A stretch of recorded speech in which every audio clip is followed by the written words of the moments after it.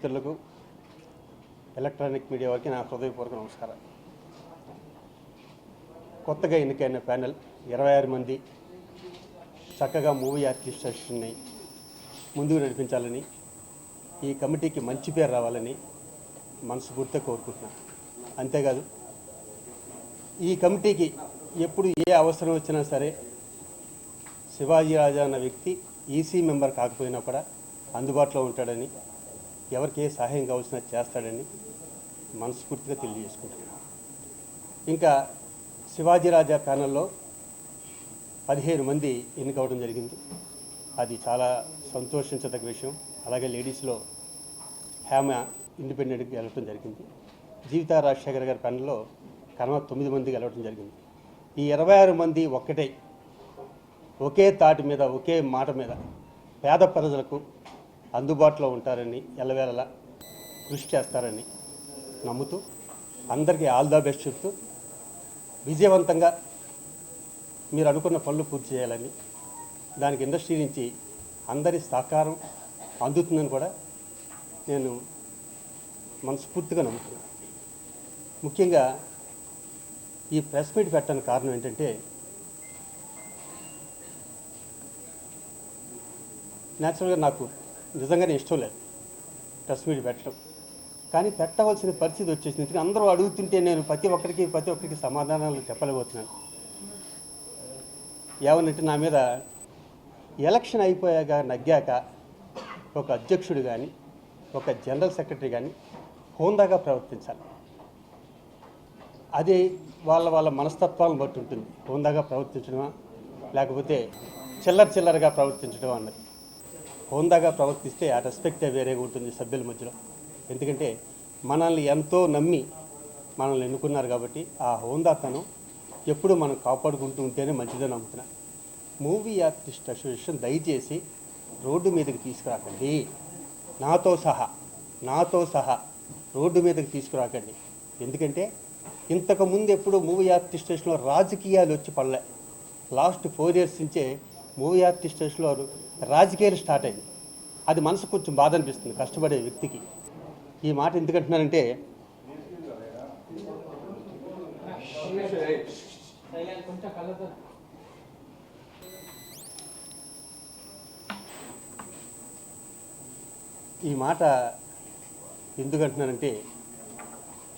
ఇక్కడ ఎవరికీ జీతాలు ఉండవు.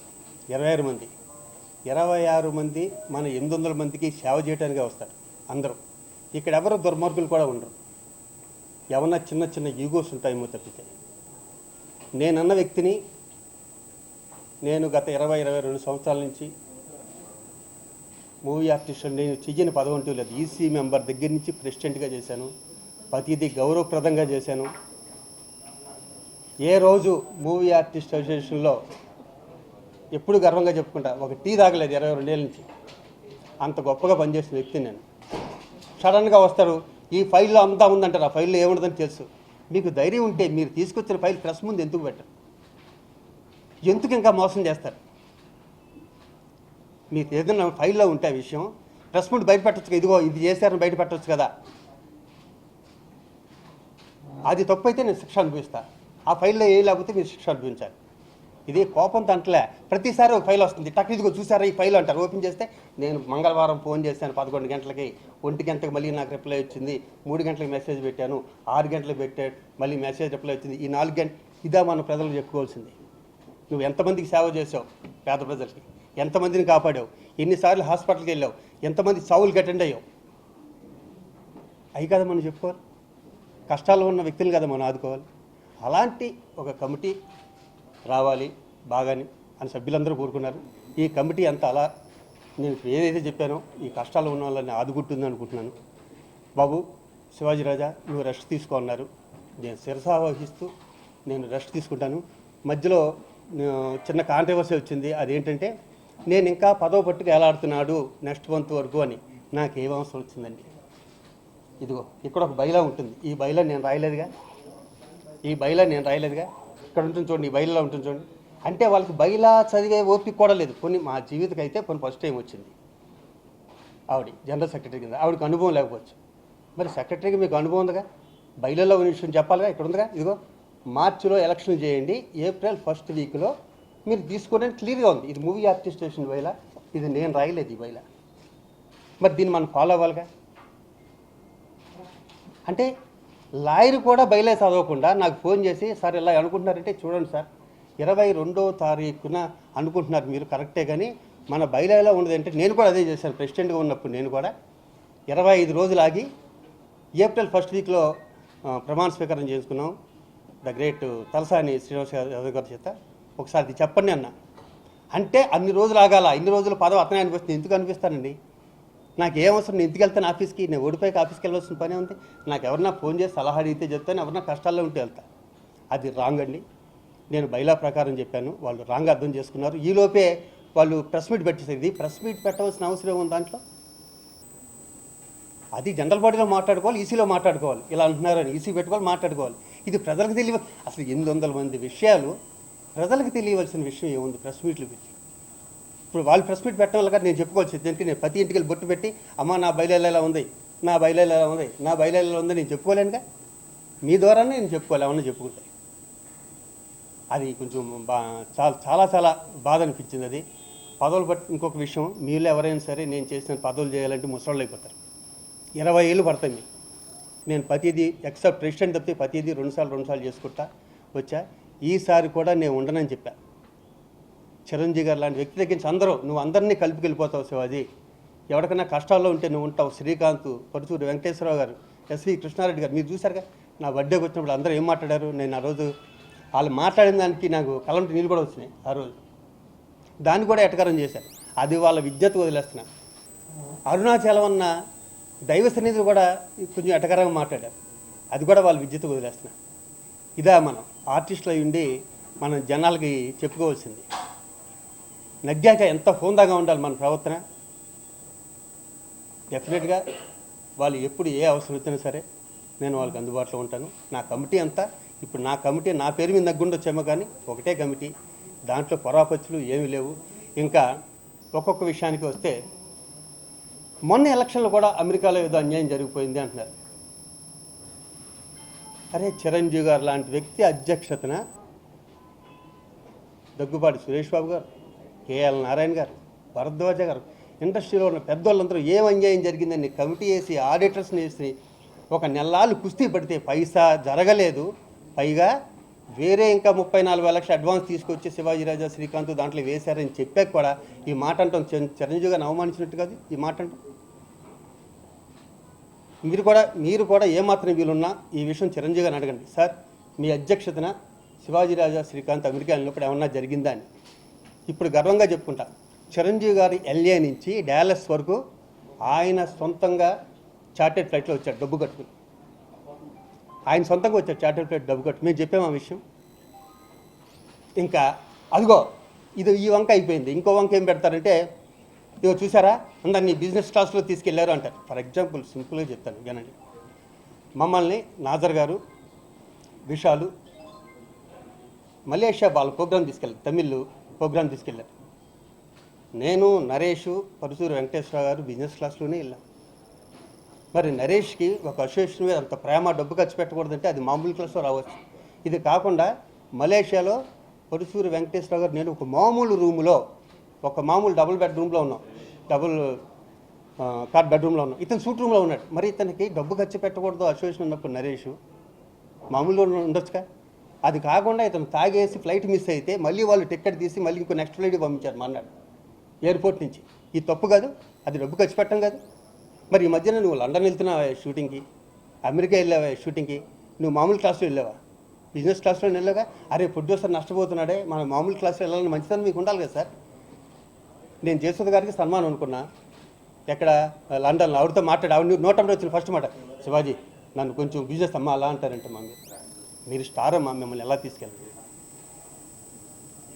ఒకవేళ బిజినెస్ క్లాస్కి ఆర్డినరీ క్లాస్కి తీసుకెళ్తే హీరోస్ వస్తారని, నువ్వు రేపొద్దున పెద్ద స్టార్తో ప్రోగ్రామ్ చేస్తూ ఉంటున్నారు కదా, మామూలు క్లాస్కి తీసుకెళ్ళి ఎవరు వస్తారో చూద్దాం. ఎవరో న్యాచురల్గా కాదు. అవి చిన్న చిన్న విషయాలు భూతద్దలు చూపి దీంట్లో అంతా ఉంది బిజినెస్ క్లాస్ అంటే ఏం చెప్తాను చెప్పండి. దీంట్లో అంతా ఉన్నాడు, ఏముండదు, దాంట్లో మ్యాటర్ ఏముండదు లాస్ట్కి. అది ఒక వ్యక్తిని బాధ పెట్టడం అవుతుంది. ఆ బాధ పెట్టి మీకు ఏమైనా లాభం ఉంటుందా? పోనీ మీరు మనశాంతిగా పని చేసుకోగలుగుతారా? మన చుట్టూరు నెగిటివ్ ఎనర్జీ వచ్చేది కంప్లీట్ అంతా. ఇది తప్పు కదా నరేష్ గారికి నుంచి ఇలాంటివి చేయొద్దు ప్లీజ్. దయచేసి పాజిటివ్గా ఉండండి, అంతా పాజిటివ్ జరుగుతుంది. మంచి పేరు తెచ్చుకుని ఎంత కసిగా ఉంటారంటే 2,90,00,000 ఉందని శివాజీ 5.5 కోట్లు చేశాడు, నేను 10 కోట్లు చేయాలి అన్నంత కసి ఉండాలి. మీలా నాకు 600 కోట్లు మీరు ఎప్పుడు చెప్తారే, అదిగో కదా మన రింగ్ రోడ్లో కూర్చుని అక్కడ కనిపించే అపార్ట్మెంట్స్ అన్నీ నా 600 కోట్లు చేస్తాయని. నాకు నిజంగా అంత 600 కోట్లు ఉంటే నేను 6 కోట్ల మూవీ ఆర్టిస్ట్ స్టేషన్కి ఇచ్చి ఫిలింనగర్లోనే ఒక ఇల్లు కొని నా పేరే పెట్టుకునేవాళ్ళు, నరేష్ మా అని. దానికన్నా తృప్తి ఉంటుందా? ఇప్పుడు చూడండి, చిరంజీవి గారి పేర్లు, డి రామానాయుడు గారి పేర్లు ఎన్ని ఉంటాయి? ఏం పట్టుకెళ్తాం డబ్బులు? ఒక్క పైసా ఈ 2 ఏళ్లలో నరేష్ అన్న వ్యక్తి జనరల్ సెక్రటరీగా ఉండి ఒక్క నయా పైసా అన్నా సరే మూవీ ఆర్టిస్ట్ అని తీసుకొని చెప్పండి. మాట్లాడితే మా మదర్ 15,000 ఇస్తారండి. మహా తల్లికి ప్రతి ప్రెస్ మీట్లోనూ కాళ్ళకి దండ పెట్టి చాలా గొప్ప ఆవిడని చెప్తూనే ఉంటా. 15,000తో మూవీ ఆర్టిస్ట్ స్టేషన్ నడుస్తుందా?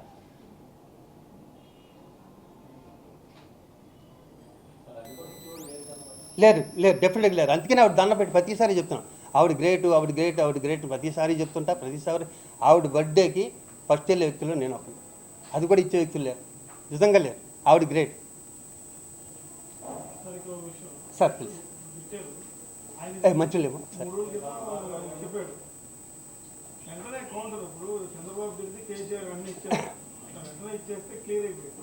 సార్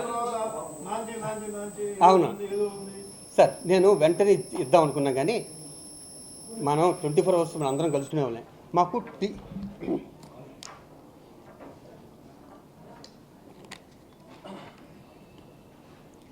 వాళ్ళు ఇవ్వగానే నేను కౌంట్ ఇద్దాం అనుకున్నాను. ఇంకా రోడ్డు మీద అవుతున్నామా మూవీ ఆర్టిస్ట్ స్టేషన్ని అని చిన్న అదే వచ్చేసింది, అయిపోయింది. అయిపోయాక మాకు టీఎఫ్ఐ కమిటీ అని ఒకటి ఉందండి, భరద్వాజ గారు వీళ్ళందరూ పెద్దలందరూ పెట్టి దాంట్లో ఏమైనా రూల్ పెట్టారంటే ఎవరో ప్రెస్ మీట్లకి వెళ్ళొద్దు మా పర్మిషన్ లేకుండా అన్నారు. అంటే వాళ్ళు ఏమన్నా క్లాస్ తీసుకుంటారేమో, వాళ్ళని హెచ్చరిస్తారేమో, మీరు ఎందుకు వెళ్ళారే మాకు పర్మిషన్ లేకుండా ప్రెస్ మీట్కి అంటారేమో అనుకుంటే ఈ 3 రోజుల నుంచి టీఎఫ్ఐ అనేది ఏం స్పందించలేదు. కాబట్టి నేను పెట్టడం జరిగింది, అందుకే లేట్ అయింది.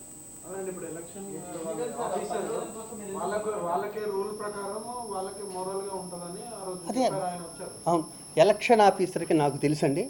4 ఏళ్ళ క్రితం మీరు యూట్యూబ్ కొట్టండి, ఇదే ఎలక్షన్ ఆఫీసర్ మమ్మల్ని అన్యాయం చేశాడని కృష్ణమోహన్ గారు అన్న వ్యక్తిని మేము దండం పెట్టి ఆయన సాగనంపేసి పంపేశాక 4 ఏళ్ళ తర్వాత నేను అరుణాచలంలో ఉంటే ఫోన్ చేసి ఆయన మా ఇంటికి వచ్చి అరుణాచలం వచ్చి శివాజీ గారు అంటే సార్ రండి సార్, మళ్ళీ నరేష్ గారు కూడా అన్నారు మిమ్మల్ని తీసుకొస్తానని, మళ్ళీ రండి అంటే ఇప్పుడు ఆయన ఎంత జెన్యున్గా జరిపించారో ఎలక్షన్స్. ఇప్పుడు ఇలా అన్నా అనుకోండి, మేము ఓడిపోయాం కదా అన్నా ఉంటారు, మేము జెన్యున్గానే ఓడిపోయాం. దాంట్లో ఎలక్షన్స్ ఏం జరగలే, మేము చేతులు కట్టుకుని అలాగే ఉన్నాం. ఎవడెవడ లోపల ఇంకొక ఆయన నారాయణరావు గారు అనే వ్యక్తి జీవితంగా ఓటేయండి అని మైక్లో చెప్తున్నారు. అక్కడ మీరు యూట్యూబ్లో చూస్తే తెలుస్తుంది. ఇవన్నీ ఏమన్నా కంప్లైంట్ చేస్తాను నేను ఎవరికన్నా. ఇక ఇన్సూరెన్స్ గురించి వద్దామండి.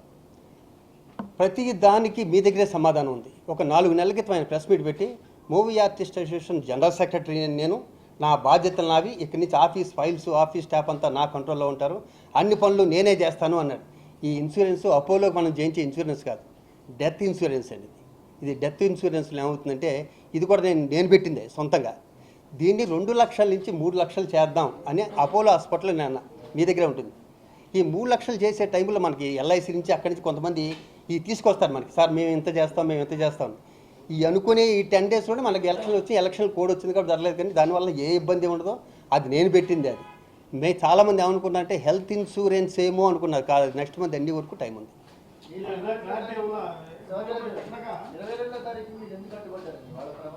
అదే కదా చూపించింది మీకు, బయట చూపించింది అదే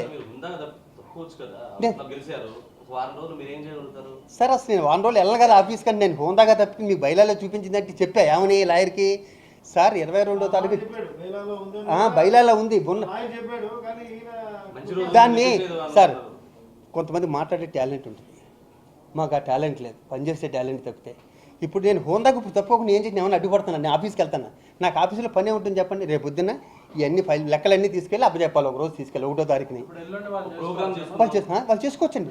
వాళ్ళు మాకే అభ్యంతరం ఉంటుంది అంటే వాళ్ళు ఇంకా వాళ్ళ అబద్ధాలు ఆడితే నేనేం చెప్తాను. ఇప్పుడు ఇవన్నీ అబద్ధాలు కాదు, అమెరికాలో ఇలా జరిగిందని అది అబద్ధం కదా, ఇది అబద్ధం కదా సార్. 0.1% నాకు నేను పట్టాకి ఎలా ఉంటుంది అడ్డు అంటున్నా. బయలులా ఉన్న దాని ప్రకారం ఏప్రిల్ 1 ఛార్జ్ తీసుకోవాలని దీంట్లో ఉంది, అది మీకు చూపించా క్లియర్గా. నేను అడ్డు ఎలా పెడతా? అడ్డుపడితే నాకు వచ్చేది బ్యాడ్ నేమ్ తప్పితే చెప్పండి. ఈ 3 రోజులు మీరు DSI ఏదైనా చర్యలు తీసుకుంటుందేమో ఆగారా? ఈ ప్రెస్ మీట్ మీద ఏమైనా చర్యలు తీసుకుంటారేమో అని ఆగా. ఈ 3 రోజులు తీసుకోలేదు కాబట్టి నేను ప్రెస్ ముందు నేను చెప్పుకోవాలిగా, నన్ను అందరూ అడుగుతుంటారుగా. ఫోన్లో లాయర్ నాకు ఫోన్ చేశాడండి. లాయర్ ఫోన్ చేసి సార్ ప్రమాణ స్వీకారం పెట్టుకున్నా అంటే సార్ బైలా చూసారా, మేము 25 రోజులు ఆగామండి అన్న. లేదు ఆయన పంతులు గారిని మంచి రోజు అని చెప్పారంట, తలసాని గారిని కూడా కనుక్కున్నారంట. అంటే చూడండి సార్, ఇంతకుముందు వస్తే కోర్టుకి వెళ్తే మా ఎలక్షన్లు ఆగిపోయినాయి, డబ్బాలు నెలలు పెట్టేసుకున్నాం లోపల, అలాంటి ఎవరిని కోర్టుకి వెళ్తారేమో అన్న. ఇది జరిగింది. ఇప్పుడు నరేష్ గారే కాకుండా మీరు చెల్లి బావ అనే జీవిత రాశి కూడా ఇట్లా అన్నాడు అని చెప్పేసి నేను ప్రెస్ మీట్ సార్ ఇప్పుడు జీవిత రాష్ట్రాల గురించి నేను మాట్లాడుతాను. చాలా గౌరవం ఇచ్చాను వాళ్ళకి. ఏకే పాల్ దగ్గర నుంచి లక్ష్మీపార్తి వరకు అన్ని పార్టీలు మారారు, మూవీ ఆర్టిస్టేషన్ గురించి పడ్డారు. ఓకేనా, ఇక్కడన్నా 2 ఏళ్ళు శుభ్రంగా చేయమని చెప్తా. ఇది నేనేం చేస్తాను దీని గురించి, ఆవిడ గురించి ఏం మాట్లాడతాను చెప్పండి. అనుభవం తక్కువ. ఆవిడ నేను మాట్లాడుతుంది. ఇప్పుడు మేము చెక్కుల మీద సంతకం, పక్కన సెక్రటరీ ఉన్నాడు, సెక్రటరీ కూడా చెప్తుందమ్మా నేనే జనరల్ సెక్రటరీ అని. ఆయన జనరల్ సెక్రటరీగా ఆఫీస్ పనులని ఆయనే చూసుకోవాలిగా. ప్రెసిడెంట్ కన్నా జనరల్ సెక్రటరీ పోస్ట్ చాలా గొప్పది. ఇప్పుడు ఇందాక మీరు అన్నారే ఇన్సూరెన్స్ ఏం చేసినది, జనరల్ సెక్రటరీ ఇన్సూరెన్స్ పని. ఇంకా అన్ని పనులు నేనే చేస్తాను కాబట్టి అది నేనే సమాధానం మీతో చెప్పుకోవాలి తప్పితే. ఇప్పుడు జనరల్ సెక్రటరీ గారు ఆయనే అండి, ఆయనే పక్కన ఉండగా ఇప్పుడు నేను ఎలాగే చెప్పాలి అంటుంది ఆవిడ. ఆవిడకేమో పాపం తెలియట్లేదు జీవితకి. ఏదైనా వ్యక్తిగతంగా ఆరోపణలు చేయడానికి నాకు జీవిత గారు ఒకసారి ఫోన్ చేసి శ్రీరెడ్డి గారి విషయంలో కానీ డ్రగ్స్ విషయంలో కానీ నువ్వు సరిగ్గా స్పందించలేదు అన్నారు. తల్లి యూట్యూబ్లు చూడమ్మా, డ్రగ్స్ విషయంలో నేను స్పందించినట్టు నాకు తెలిసి నేను ఉన్న ప్లేస్లో ఏ ప్రెసిడెంట్ స్పందించడు.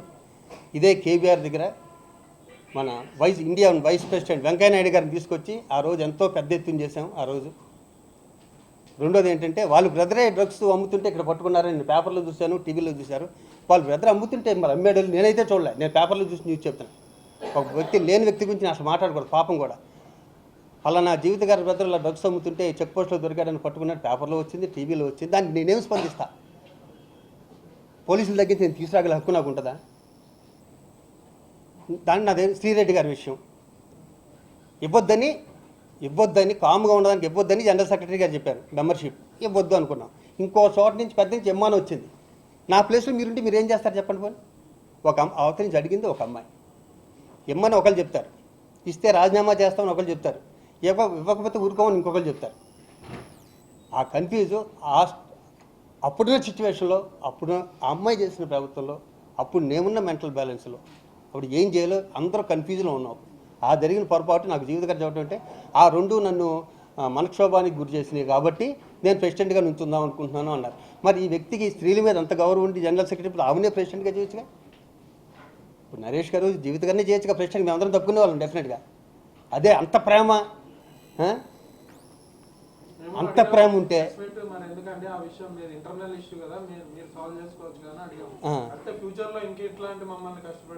ఆయనతో నువ్వు ఒక ప్రశ్న వేస్తే అది తప్ప వేరే అన్ని సమాధానాలు వస్తాయమ్మా. నేను ఎందుకు ఇబ్బంది పెడతానంటున్నా? ఫ్యూచర్లో అసలు నేను ఇబ్బంది పెట్టగలుగుతున్నా? వాళ్ళకున్న బ్యాక్గ్రౌండ్ నాకుందా? వాళ్ళ దగ్గర ఉన్న డబ్బు నా దగ్గర ఉందా? ఎప్పుడు 10 మంది బౌన్సర్లు వేసుకొచ్చి హ్యాపీగా ఉంటే వాళ్ళు నేనేం పెట్టగలను ఇబ్బంది? నేను ఒక్కనే వచ్చాను ఇక్కడికి. అబ్బాయి చిచ్చి అమ్మ 60 ఓట్లతో ఓడిపోయిన రీకౌంట్, 1 ఓటు 2 ఓట్లతో వెళ్తాడు కదా సిల్లి అమ్మాయిని. 1 ఓటు 2 ఓట్లతో ఓడిపోయిన రీకౌంటింగ్ పెడతారు కానీ ఏమన్నా తేడా వచ్చినాయేమోనని.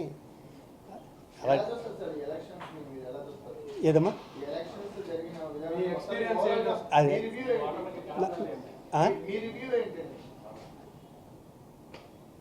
నువ్వు చేసిన సేవలు చాలు నాన్న, కష్టపడ్డావు, మిగతా వాళ్ళు కూడా కష్టపడిద్దామని అనుకున్నారు అనుకుంటా. నేను కూడా నాకు కూడా రెస్ట్ అవసరమే, ఎక్కువ కష్టపడ్డా అనిపించింది.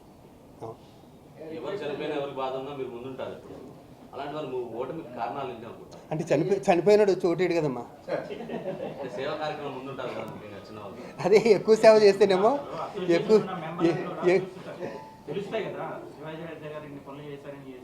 సరే.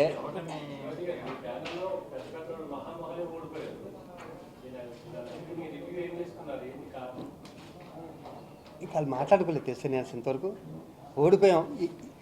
ఇంతకుముందు పెద్దోళ్ళ మీద తగ్గాను నేను, చాలా పెద్దోళ్ళ మీద. అప్పుడు నేను తలాగరేలా. అప్పుడు కూడా చూడండి చాలా సాఫ్ట్గా ఉంటుంది. నేను ఏమేమి ప్రమాణాలు చేశానో అవి నెరవేర్చుకుంటాను.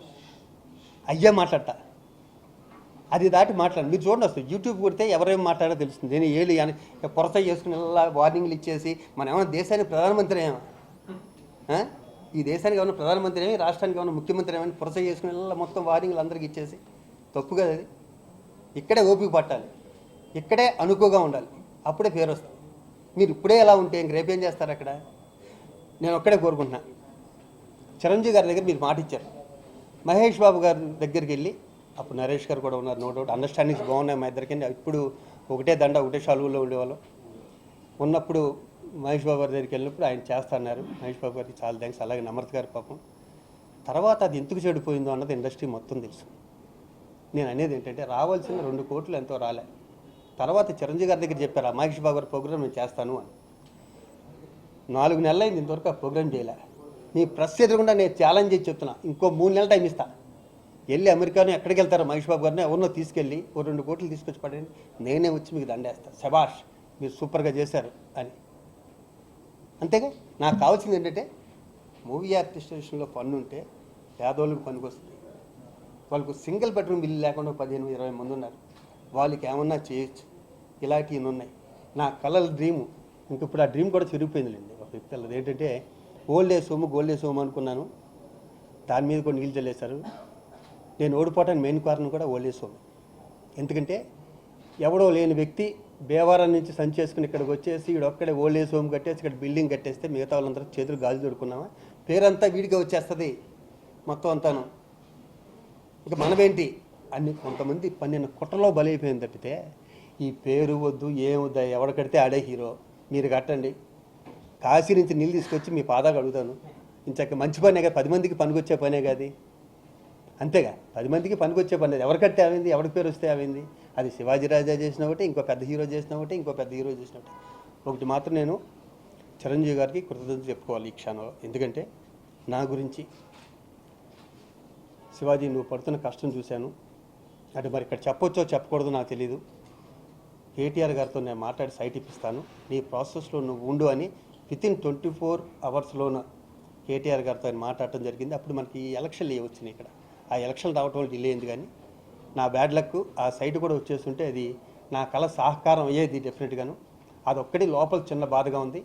చిరంజీవి గారు రుణం మాత్రం నేను జీవితంలో మర్చిపోలేను. ఆయన నాకు చేసిన హెల్ప్ కానీ, ఆయన అంత బిజీలో ఉండి ఆయన అమెరికా వచ్చి ప్రోగ్రామ్ చేయడం కానీ, అలాగే విజయనగరం గారు నేను ప్రెసిడెంట్గా ఉన్నప్పుడే కాదు, మురళీమోహన్ గారు ప్రెసిడెంట్గా ఉన్నప్పుడు కూడా నెల 15,000 పంపించే ఆవిడ దాతృత్వానికి నా పాదాభి వందనాలు. విజయనగరం గారు ఎప్పుడు చెప్తాను, అది ఇప్పుడు చెప్తాను. ఇంకా అలాగే అందరం కలిసి ప్రెస్ మీట్లు పెట్టద్దు, పని చేద్దాం.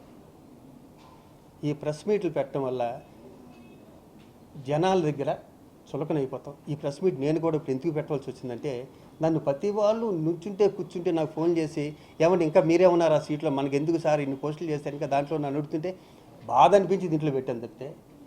నేను చెప్పానుగా 2 సార్లు ఈసీ మెంబరు, 2 సార్లు వైస్ ప్రెసిడెంట్, 2 సార్లు ట్రెజరర్, 2 సార్లు జనరల్ సెక్రటరీ, ఒకసారి ప్రెసిడెంట్ చేశాను. నాకు పదవి మీద ఏమైనా ఉంటుందా? ఇవన్నీ ఎందుకు చేశాను? ఏ బ్యాక్గ్రౌండ్ లేకపోయినా ఇంతకాలం వీళ్ళకి సేవ చేశాను కాబట్టి సిల్వర్ జూబ్లీ లాంటి ఇయర్లో నా మీద పోటీ లేకుండా నన్ను సోలోగా నిలబెట్టారు. ఇంతకన్నా అదృష్టం ఎవరికైనా వస్తుందా? ఆ కృతజ్ఞత 800 మంది సభ్యులకి నేను తెలుపుకుంటూ, ఆ ప్రాణం ఉన్నంత వరకు నేను కానీ, మా శ్రీకాంత్ కానీ, మా కమిటీ మొత్తం నరేష్ గారి దగ్గర నుంచి లాస్ట్ వరకు అందరం మీ సేవ చేయడానికే ఉంటాం. పదవులు ఉన్నా లేకపోయినా. ఇప్పుడు నాకు పదవి లేదు, మా పొద్దున్న మా ఇంటి చూడండి లేని వాళ్ళు అందరూ వచ్చారు. 7 ముందు వచ్చి కాఫీలు తాగి అయితే బాబు ఎలా ఉన్నారు, ఏం పట్టించుకోకండి బాబు, అవి ఈయన జోకులు వేసుకుని వాళ్ళు జోకులు వేసుకుని వెళ్ళారు. ఇప్పుడు దాకా దాంట్లో తృప్తి ఉంటుంది తప్పితే. సార్ మీరు రెండోసారి చిరంజీవి గారు కొంతమంది కూడా కోరుకున్నారు రెండోసారి నిలబెట్టమని అన్నారు. నాగబాబు గారు ఒక 2 రోజుల ముందు ప్రెస్ మీట్ పెట్టి మరి మొత్తం దాన్ని ఏమంటారు? అంటే నాగబాబు నాకు 30 ఏళ్ళ స్నేహితుడు, నాకు గిఫ్ట్ ఇచ్చాడు. త్వరలోనే రిటర్న్ గిఫ్ట్ కూడా ఉంటుంది నాగబాబు. చెప్తాను, అది తర్వాత మాట్లాడుతుంది. నాగబాబు తర్వాత, నాగబాబుది ఇక్కడ కాదు. నేను పెట్టనమ్మా, ఇంకా పులుసు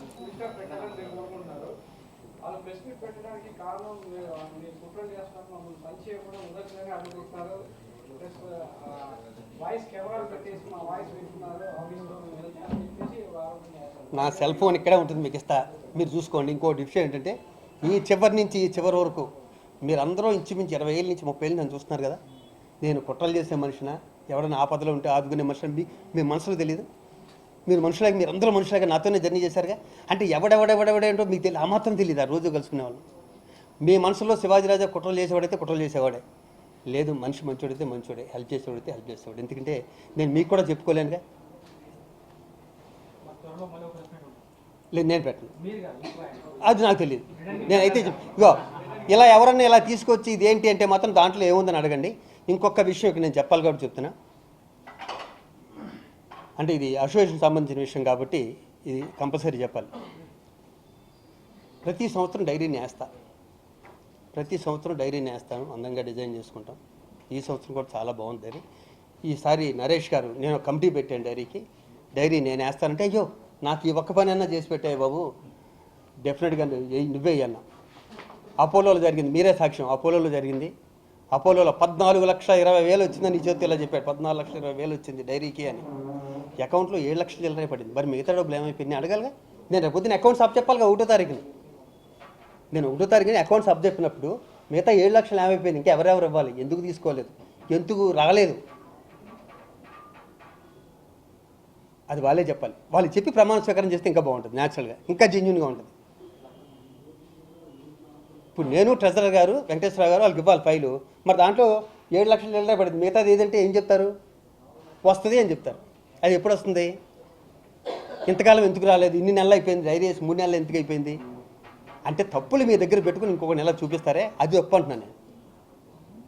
అంటే 7 లక్షలు అన్నది వాళ్ళకి పీనట్స్, అది కాదు. వాళ్ళు తినేశారని చెప్పను, వాళ్ళలా నేను నీచానికి దిగుతాను. మీరు డబ్బులు తినేశారు, మీరు ఎలా చేశారు, మీరు బిజినెస్ క్లాస్లోకి వెళ్ళారు, ఆ మెంటాలిటీ కాదు నాది. అసోసియేషన్లో ఎంత ఉంది, శివాజీరాజా ప్రెసిడెంట్ అయ్యాక ఎంత ఉంది, అది కావాలి. 25 ఏళ్ళ నుంచి ఎంత ఉంది, నేను ప్రెసిడెంట్ అయ్యాక ఎంత ఉంది. 25 ఏళ్ళ నుంచి మీరు ఎంతమందికి పెన్షన్లు ఇస్తున్నారు, శివాజీరాజా వచ్చాక ఎంత పెన్షన్లు ఇస్తున్నారు. ఒక వ్యక్తికి 1000 రూపాయలు ఇచ్చే స్టేజ్ నుంచి 33 మందికి 5,000 ఇవ్వడం జరిగింది పెన్షన్. అసోసియేషన్లో పైసా ముట్టుకోకుండా మీరు ఛాలెంజ్ ఎలా తీసుకోవాలి, అసోసియేషన్లో పైసా కూడా ముట్టుకోకుండా ఇక్కడ జీతాల దగ్గర నుంచి పెన్షన్ల వరకు మీరు బయటని తీసుకొచ్చేవ్వండి, నేను అదే చేశాను. మీరు అదే చేయండి, నేనే శబాష్ అంటా. మీకు జీవితంతో మీరే ఉన్నాను నేను చెప్తా. వాళ్ళ మీద పోటీ పెట్టొద్దని నేనే చెప్తా. దాన్ని రెట్టింపు చేయండి. పేదవాళ్ళకి మీరు చేసిన 6,000 ఇవ్వండి నెల నెల. మీరు ఆదుకొని ఏమేమైతే మీరు అన్నారో, మేనిఫెస్టో ఏమేమి ఇచ్చారో అవన్నీ సక్రమంగా చేయండి. మీరే ఉండండి. ఇప్పుడు జాగ్రత్తగా చూడండి. మాకు స్ట్రెయిన్ కూడా తగ్గుతుంది కదా, మాలో మంచోళ్ళు వచ్చారు చేయడానికి వచ్చారు అనుకున్నప్పుడు. మాటలు ఎదరటోడిని బాధ పెట్టి హింసించి లోపల శాడిజం ఉంటుంది, అది చాలా తప్పు. ఏదో రోజు మనకు కూడా తగ్గుతుంది ఆ దెబ్బ. దేన్ని ఎటకారంగా తీసుకోవద్దు. మీ ఎవరి మీద నాకు కోపం లేదు, దయించి ప్రామిస్ చేసి చెప్తున్నా. నాకు మూవీ ఆర్టిస్టేషన్ అంటే నాకు చాలా ఇష్టం. 22 ఏళ్ళు దాంతో అనుబంధం ఉంది. నేను మళ్ళీ చెప్తున్నా, నాకు యాక్సిడెంట్ అయిన దగ్గర నా దగ్గరికి ఎవరు రాకపోతే నేను అసోసియేషన్కి వెళ్ళి కూర్చుంటే అక్కడ ఆర్టిస్టులు వస్తారని అలా అనుబంధం పెంచుకుని దాంతో నాకు ఆ సెంటిమెంట్ ఉంది. ఏ పని ఉన్నా సరే నేను వచ్చి చేస్తాను. దయించి మూవీ ఆర్టిస్టేషన్ మాత్రం రోడ్డు మీద పడేయద్దు. అందరం కలిసి దాన్ని అభివృద్ధి చేద్దాం. నా దగ్గర నా పేరు మీద ఎన్నికైన 15 మంది కూడా చాలా మంచి వ్యక్తులు, మీరు కూడా చాలా మంచి వ్యక్తులు. మంచి కలవండి, పాజిటివ్గా మంచి పని చేసుకుంటూ ముందుకెళ్ళండి. మనం ప్రెస్ మీట్లు అయితే పెట్టి మూవీ ఆర్టిస్టేషన్ని ఇంకా లాగొద్దు, రోడ్డు మీద లాగొద్దు, దయించే లాగొద్దు ప్లీజ్. Thank you.